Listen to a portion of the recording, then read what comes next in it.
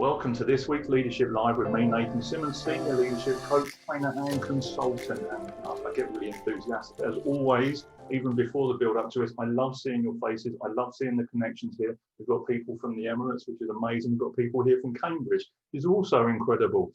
All over the UK in various, I'm looking at the list of Brampton, Ontario, Canada, Cambridge to Canada.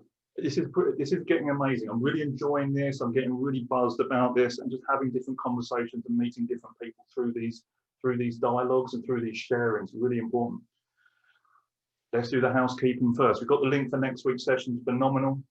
If you're watching this on YouTube on replay already on a recording, please just hit subscribe now and hit notifications to make sure you stay up to date with all the new content that I'm going to be sharing now on a weekly basis. And you can get up to date concepts and leadership psychologies that are going to help you deliver an even better result inside your businesses as well as at home, because this is the new way we work. There is no working from home. It's just called working wherever we are.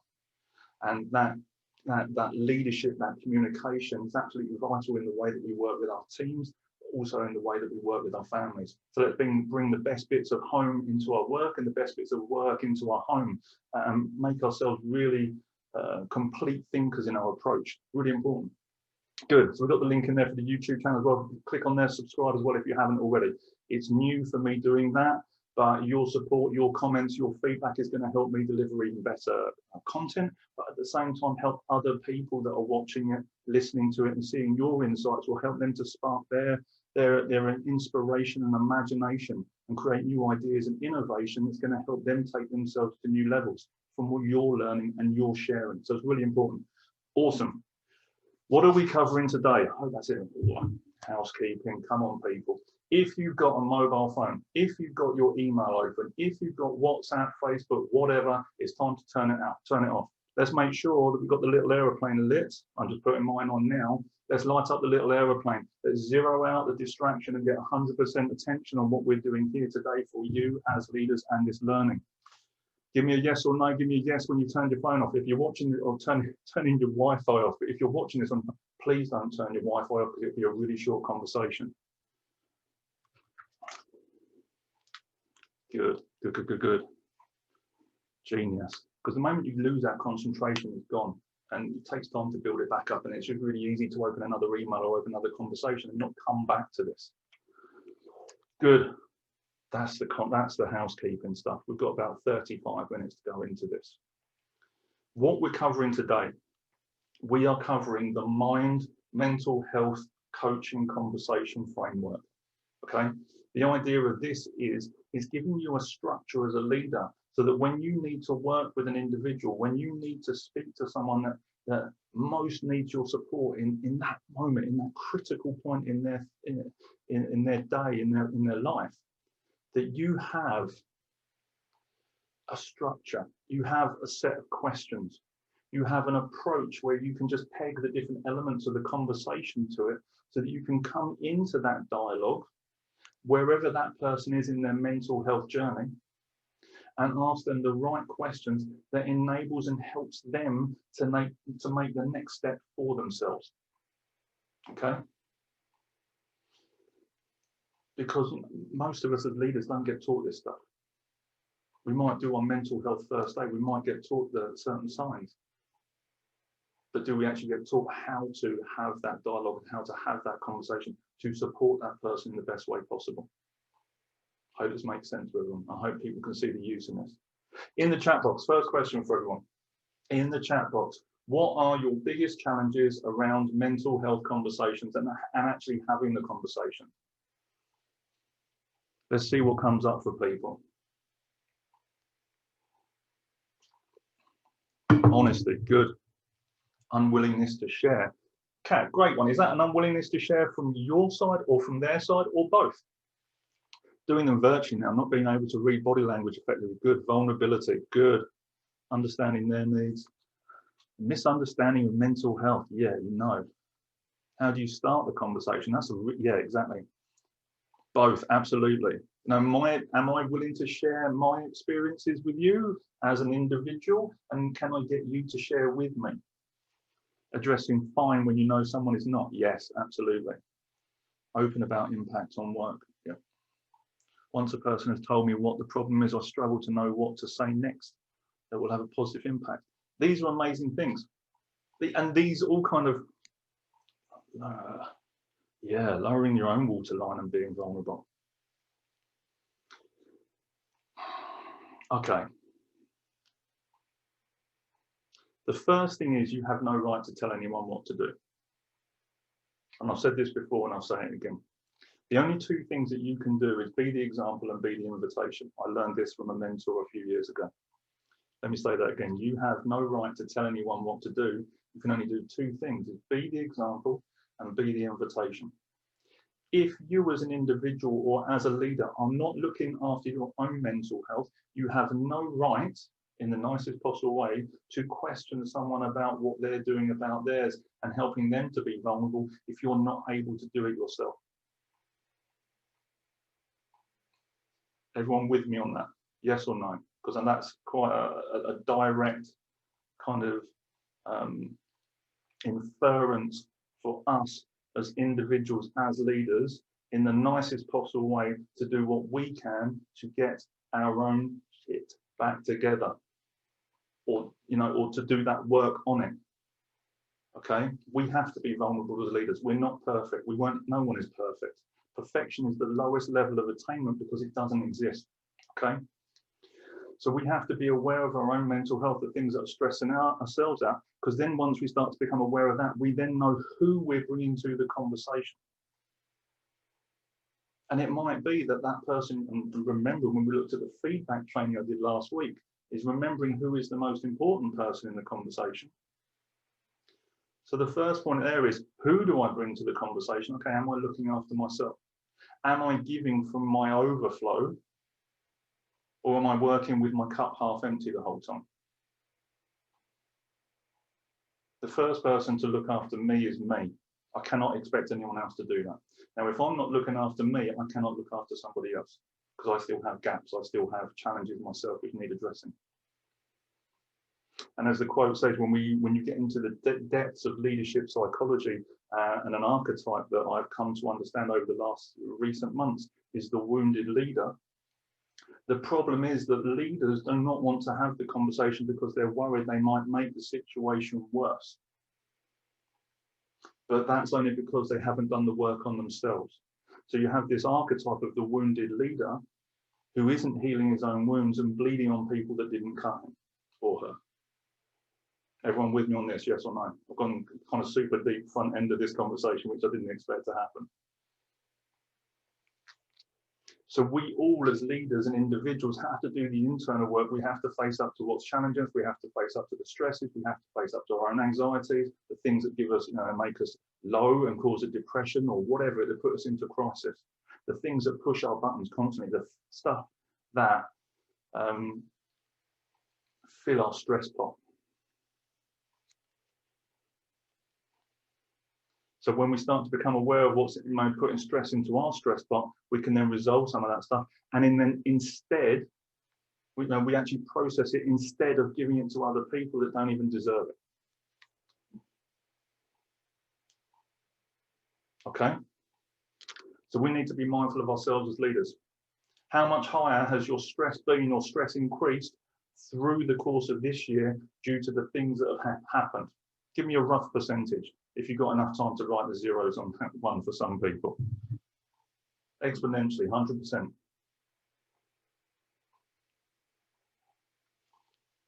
And in the majority, most of us were asking to work at home anyway. I want to work at home, I want to work at home, and you're getting really annoyed at the business because they weren't letting you do it. And then all of a sudden you're allowed to do it. But then it became really stressful. Your brain wasn't working properly, and there's a whole another conversation I can show you or share with you about this, which shows the stresses of the brain and why that stress level goes up. And then you're doing some work, and then one of your children interrupts you for whatever reason, and you're trying to have a meeting or trying to prepare a piece of work, and your child asks you to know what's your favourite sea animal, and while you're in the middle of it, and then you stress that that's the straw that breaks the camel's back, because you're in a completely different environment trying to get the work done, but you just can't balance what's going on between home, work, life. Can anyone relate to this, yes or no? in one way, shape or form.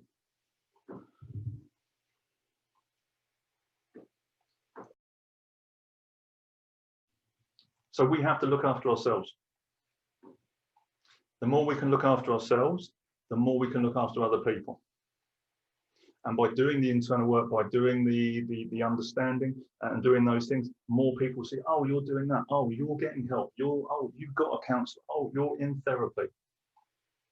And then by being that example, other people will see it's okay. By sharing your examples and your history, people go, oh, actually, Nathan hasn't got all his shit together. Yeah, because we're human, because things happen, life happens, lessons are learned along the way. But it's these, it's becoming great, because of them, not being held back in, or as a result of them. It's really important. Good. So how do we do this? As leaders, I'm going to give you a structure, and it's a 4-stage structure with some questions that are going to feed into this. At the end of this conversation, you will have access to the free download, and there are, I think I ended up getting about 48 questions in there for you to help build your mental health conversations. It's a free PDF that I put together so that you can then go and download that. And then you can use that to help structure your leadership conversations around mental health with yourself, your family and your teams. So let me break down. So that's some of the mindset stuff that we need to be looking at and looking after ourselves a little bit more before we get into these dialogues. Now I want to give you that structure. First thing, before we dive into this, just by understanding this model, it does not make you a counselor or a therapist or whatever, okay? It's giving you a tool, it's giving you a mechanism and an approach in order to enter into a conversation, in order to help that person help themselves in a better way. It's for them to go and seek the qualified expertise, to go and seek guidance from the appropriate charity organisation, whatever. And by you asking these questions, it's going to help them do that. We are not here to give advice. We are not here to tell people what to do. As I said, you've got no right to tell anyone what to do. And who here likes being told what to do? I ask this all the time. And the truth is no one, unless it's them telling them. So by asking these questions in this coaching kind of format, we help them to kind of create their own dialogue. The first thing that we need to be aware of, especially when someone is in crisis,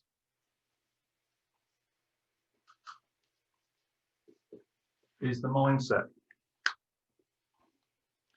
Where is their headspace at that point in time? Because depending on where that is, will depend on what part of the conversation you can go to, or how you can have the conversation, or who needs to be in that conversation. If someone's in crisis and they're having an anxiety attack, or or that they're potentially having a flashback or something like that, what sort of things are going to be going through their head? Give me some ideas in the chat box just quickly. What sort of things might be going through their head at that point when they're getting into crisis? Good, can't cope, fear kicking, good. I'm stuck this way, good. Inadequacy, good. Can't hear anything, absolutely, Lydia. Now you feel your blood pressure being, I've been there, the blood pressure goes up and that ringing in your ears gets so loud and people are talking, you've got no idea what they're saying. Panic, all of these things, good. What happens is the stress goes up and the thinking just leaves the body. It just stops being conscious and cognitive. It's just, it's panic, it's fear. The primordial part of the brain has kicked in, and you've got the 4 Fs that kick in: the flight, fight, flock, and freeze starts to kick in, and your brain's going into panic, and you don't know which way to run first, or who to fight, or who to get help from, because that it just becomes an absolute tornado, a torrent, or really terrible thinking. So it's about making sure that person is in the right mindset. It's about helping that person to breathe. Okay, so we use questions similar to CBT. About to say CBD, but that's cannabis oil, which is good for joints and stuff. Not those sorts of joints. I mean, kind of arthritis kind of thing. Crikey, now I'm getting myself in trouble. So it's the senses, which is about bringing the person back into the body. It's about getting them to feel things. It's about using different tools to kind of bring the senses back down just so they can feel their breathing. One really useful tool, let me go back. One really useful tool in there is they use the rainbow is one technique that I've heard used. And tell me something you can see that is red. So you're getting them to focus on something that's red. Tell me something that you can see is green, something that's blue.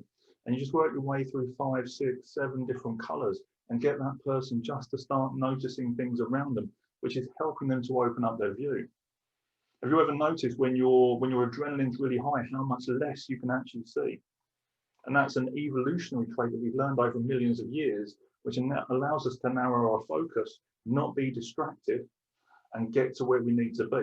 But when the panic sets in, our focus narrows, and we lose all of this. So the idea of asking these questions is it just enables us to open the viewpoint a bit more, so we can see a bit more, which helps us to relax a little bit more. So that's the first tool you can use. Another one is just to use the senses. Tell me 5 things you can see right now. Tell me 4 things you can hear. So again, we're starting to open up these different functions, which is allowing the brain just to relax a little bit more. So we're shifting the mindset of where that person is. The other tool inside this space is about the breathing, okay? Everyone do this with me. Everyone take a breath. I'm going to invite you all to take a breath right now. Nice deep breath. Hold it and breathe out slowly and longer than you would do normally. Take the time to breathe out fully. Slow down. Breathe just nice and gently. And then if you notice, how does it feel when you breathe that slowly? What do you become aware of when your breath is that thought about? And also when I shift my language to start quite high and slow it down, make it a little bit deeper, just helps you to calm down a little bit more. The slowing out of the breath, the longer breath out actually fires up the parasympathetic nervous system. The breathing in fires up the sympathetic nervous system. So one breath, the breathing in is activating, the breathing out is just calming. And also when I start to use my voice and slow it down and do that, it helps you to relax. Now, anyone would think I'm qualifying as a hypnotherapist. Funny that, because I am. But it's a great technique just to help people slow down, get them conscious of their breath, bring them back to their senses, conscious of the breath, use your voice to slow them down and breathe nice and deeply, get the person in a much calmer space. Because unless you have them in that centralized space, you cannot take them to the next place. Because the next part of this model, if you start bombarding someone with questions when their mind is still outside of themselves and frustrated and in crisis, all you're going to do is add more stress to that situation. Good, it does feel like a short restart. Absolutely.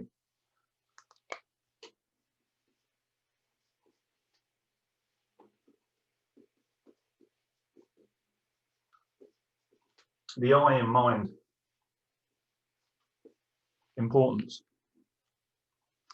Where your focus goes, as is said, energy flows. What you're putting your attention on and creating that focal point on, and the emotions that you then apply to it, then raise that tension accordingly. What you put that importance onto escalates the emotions, whether it's the job interview, whether it's the person you want to ask out at the staff Christmas party, whether it's a driving test or public speaking. You start to use that thing as the focal point, you raise the importance and you start to ask questions. Well, what if I mess it up? What if they don't like me? What will my wife think if I don't get the job? And all this fear and emotional content starts to escalate. But the emotion is like a pointing finger, because the brain can only focus on one thing at a time. Wherever you're pointing that finger is where the brain is going to go to. Now, if I'm looking at all the problems, and that's all I can see from the questions that I'm using, That's all I'm going to find is more problems. Quite often we say the negative people always have a problem for every solution rather than a solution for every problem. So it's understanding how that person is pointing their finger at what they're looking at. Situation I had with a young lady before who was being challenged by a job interview. She got really nervous. Oh, I've seen this job. I want to apply for it, but I don't think I'm good enough. Da, da, da, da, da. These are all the things that can go wrong. Okay. So what are you focusing on right now? Was my first question to her. And she knows that's how I work when I approach people. And she said, all the things that can go wrong. Okay. So what do you need to be focusing on? What's the shift of angle? Or all the things that could go right? Okay, great. So what could go right? What could be okay in this situation? Well, this and that's okay, great. I'm shifting, I'm helping the person. I'm not saying it's not any less urgent or necessary to happen. I'm just taking the importance out of it. Because truthfully, if she didn't get the job, would she still be okay? Would she still have the job she's in? Yes. If she didn't get the job, would she get huge amounts of experience from going to the job interview? Yes. So there's lots of wins to go through, but we get so fixated on the problem, on the or what possibly might, what mistakes might be made, or anything that might happen, and we get so fixated also on the importance. Well, if I don't get that job, it means my life is going to look like this, and and I won't be able to achieve this. So we add more stress by putting more emotional importance onto that thing that we're looking at. Right now, let's think about this. What's one thing that's happened this year for you that caused you stress? Where was your focus in relation to the thing that was causing you stress? Everyone understand that? Something that happened this year that caused you stress. What were you focusing on that caused the stress?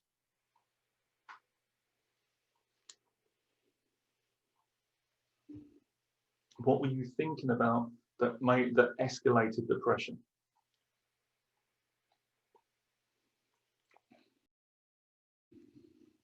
Possibly losing my job, focusing on the possible consequence. Absolutely. And were those possible consequences facts or fiction? Loss of income, spiral of what could happen. Absolutely. Adopting a child and separating from them for that's a big one. Wow. Not being with team physically. Job promotion that only lasted 3 months. So all these things, now we've got all these focuses, but if you shifted the importance, if you shifted that focus, tell me 3 things right now that would be beneficial about that thing happening or thing have happened. Tell me 3 things that maybe you now know from in retrospect or just by me asking that question. Tell me 3 positive things out of that situation.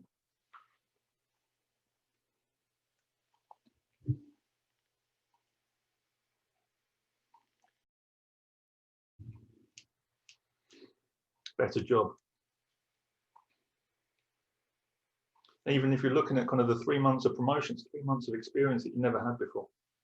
It's 3 months of understanding you can teach somebody else to help them have 6 months of understanding.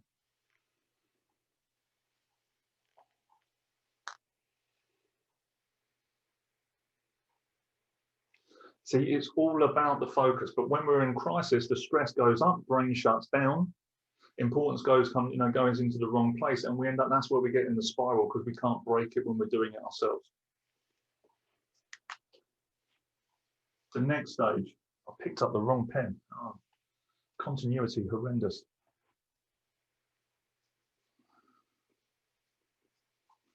Once we can help someone shift the importance, we can start to look at the different angles and the different things that we can bring into that equation and just help that person to shift because we've got them into the right mindset. We can do this. We can then start to ask questions about who their network is. Because how alone do you feel when you're in crisis? How alone do you feel when you're in a crisis situation? Maybe not the whole time, but initially, totally. It is just you, that's it. Brain shuts down, can't think, can't pull resources in because you stop becoming resourceful. As Tony Robbins said, Businesses don't fail because of a lack of resources, they fail due to a lack of resourcefulness. The stress comes in, the brain shuts down, I stop coming up with solutions. I can't use my imagination. And people in trauma, actually through, if you have ever read the book, which is amazing, I'm halfway through it now, The Body Keeps the Score, he says, you know, children in trauma, one of the key things that they lose is their imagination, and they don't have an ability to imagine a better future. Therefore, people stay in trauma. So and that's what's happening is your brain starts to shut down. Something's happening. I lose my imagination to come up with solutions. I can't actually find other people or situations or whatever to pull in to help me move forward. Sometimes feel like fight, flight, or numbness. Neither is good. Absolutely. We just stop where we are. We get stuck. We freeze. How many people, not judging, just reporting, how many people have had a mental health conversation with someone, they've done therapy, and they've said, therapy doesn't work for me? Yes or no?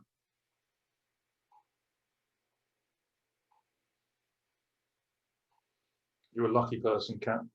And there's a few other people here saying, yes, absolutely. Are you telling me there is only one therapist in the world for that person? Are you telling me there is only one type of therapy in the world for anybody? In fact, the number of therapists I know is huge, and the number of types of therapy that are available are infinite. Because, you know, as a therapist and as a practitioner, as I'm learning things, I start to bolt a bit of this to a bit of this, and I then create a unique package, which is Nathan Simmons. And therefore, my therapy will work with some people, but not all people. I'm not designed to work with everyone. So it's important that we see this. When our mindset isn't clear, when we've got the importance on certain negative situations, when we're in crisis, we can't see who our network is, and we can't pull those resources in to help us. So it's helping people to see who have they got around them. And then we do this by asking questions, even to the point of, okay, who's in your crisis team? If they have bipolar or whatever, and they go to a pretty dark, deep place, who's in your crisis team? So as a leader, I know who's in your crisis team. I know who is going to be feeding your cat and watering your plants, which people need when they go into those spaces. They need that reassurance that someone can do that for them. Who are these people? So I know who to call to help you at the best moment. What charity organisations have you spoken to? What type of therapy have you had? Who are your therapists? Okay, great. What other therapies have you tried? Who else have you spoken to? So by shifting the importance from the negative potential mindset to a more positive focus, we can start to ask questions to help that person. Oh, this is a possibility. Oh, they're a possibility. Oh yeah, my mum helps me with this. My dad helps me with that. Fantastic. As a leader, I can then see who I need to, who is in your support network and who you've spoken to and what you're doing about it. And then on the other side, as a coach and as a leader, that person is now seeing other alternatives. I'm not here to give advice. I'm here to ask questions that helps them to go and get that support from the right governing body or whatever that's going to help them to move forward. So true. I was lucky to find an amazing one, but so many of my friends were struggling to find the right resource. We just have to keep trial and error. It's trial and error. If you go to the doctors and they give you a referral to Health in Mind or whatever your local organisation is, it may be the therapist you speak to just isn't the right therapist for you, based on your experiences, and that's okay. And it's okay to say, you know what? And we feel awkward saying this because we're human beings, especially we're naturally human beings, but especially in the UK, we always we're so worried about upsetting people and offending them.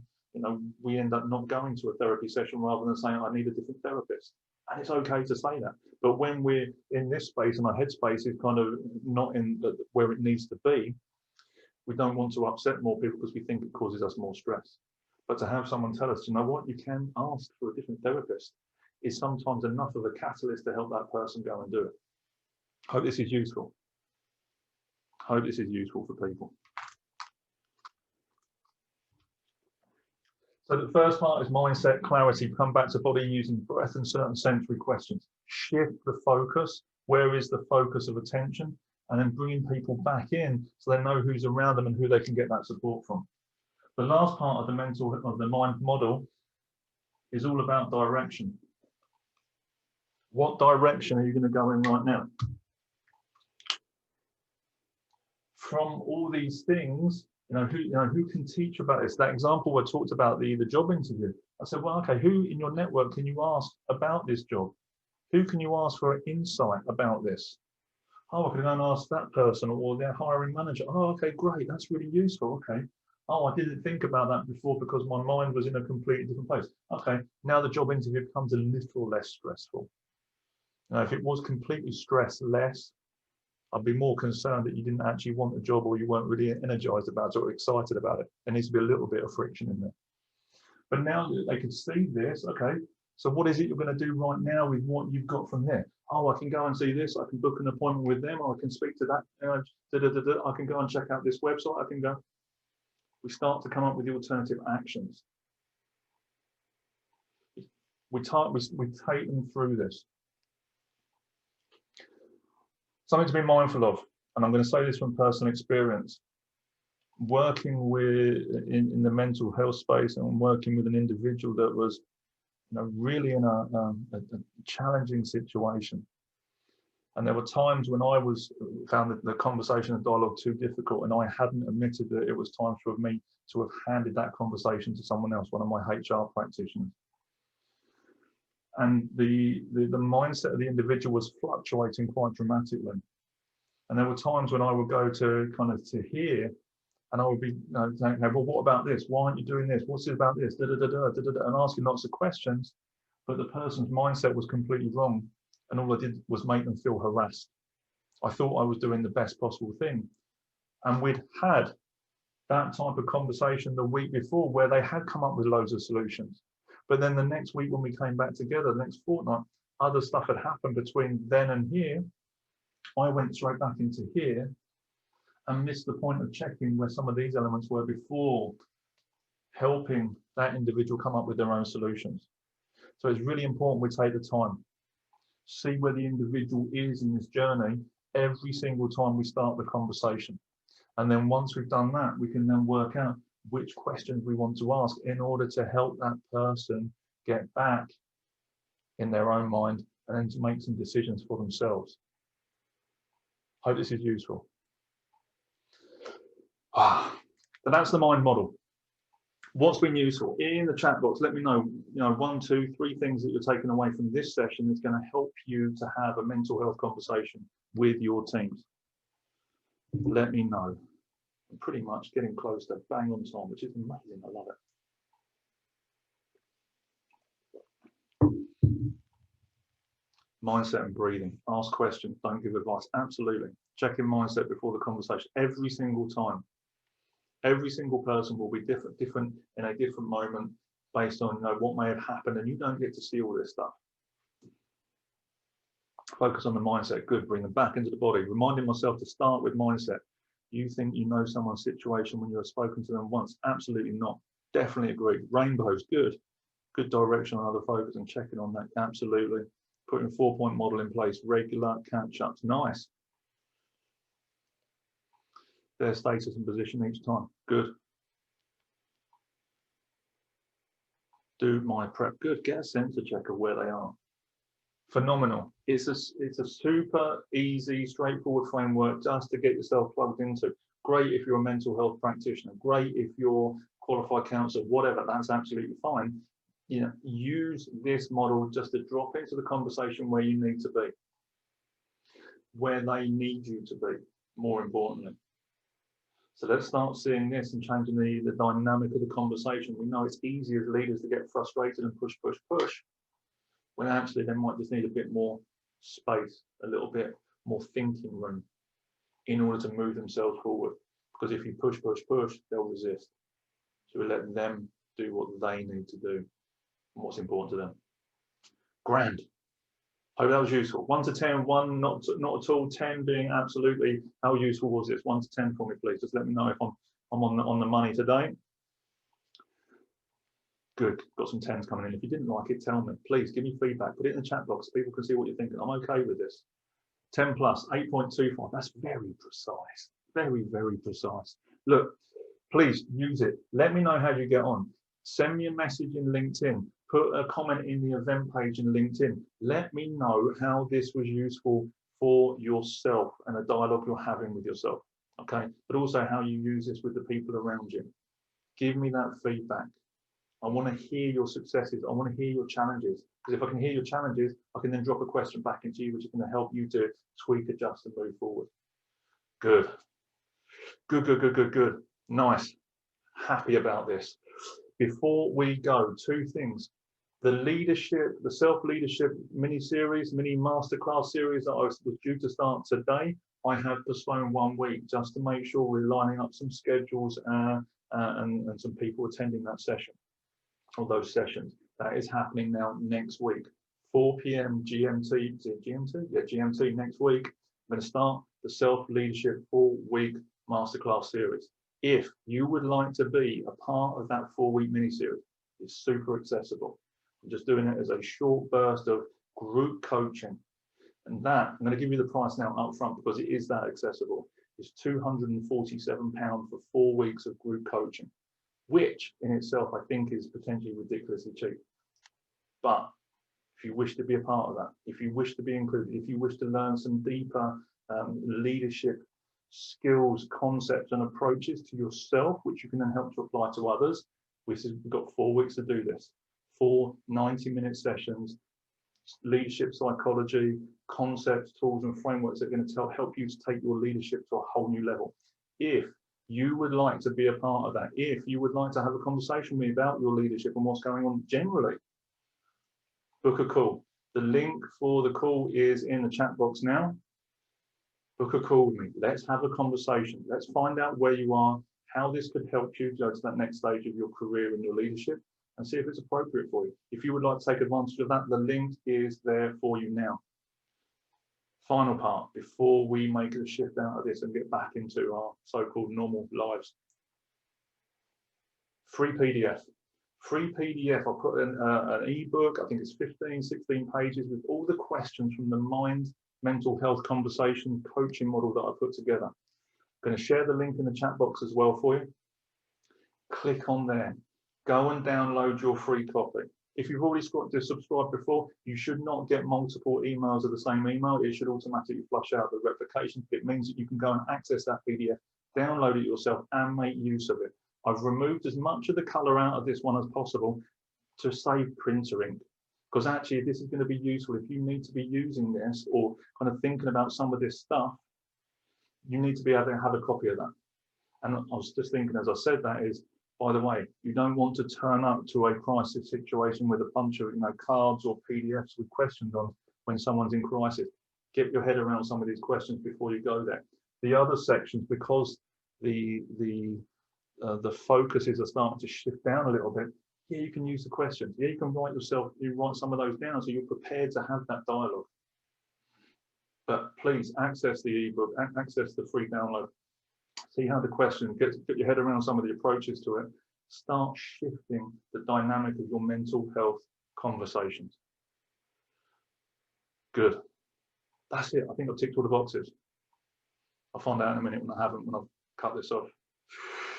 Everyone, look, it's phenomenal to share with you. Really appreciate you all being here. Thank you very much for everyone's attention and being engaged today. Please let me know. Like I said, if you're watching this on the replay or even now, please go and subscribe to the YouTube channel. Get connected on there. If you're watching it on the replay, on the recording, hit subscribe now. You can stay up to date with new content arriving. And I look forward to seeing you all again next week. Let me know in the chat box. Give me a wave goodbye and all those things. And I will see you again at 1 o'clock next week. Wonderful, beautiful people.